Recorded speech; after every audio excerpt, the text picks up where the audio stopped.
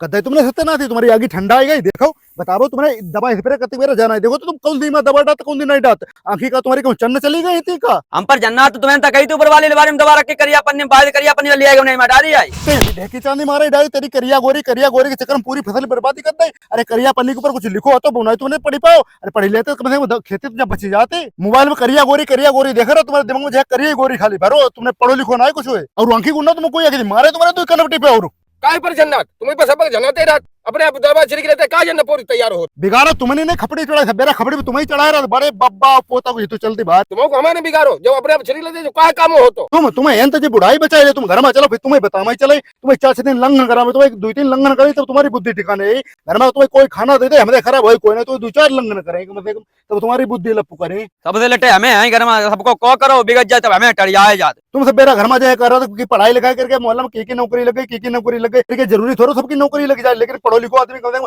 अपनो जिंदगी अपने हिसाब से अच्छे तरीका से काट दे जे उल्टे सीधे काम तनाई बापर उसे नॉलेज तो होती कम से कम उसे कोई बेवकूफ तनाई बनाई पाई कुपड़ा चाहे जो पकड़ाई दे चाहे जो डाट दे चाहे जो स्प्रे कर दे अपनो मुंह बंद रखो जो हिबे तो लिखो नसीब लिखो तो सोई को नसीम आगे लंघन लिखो करो घरू बारी समझने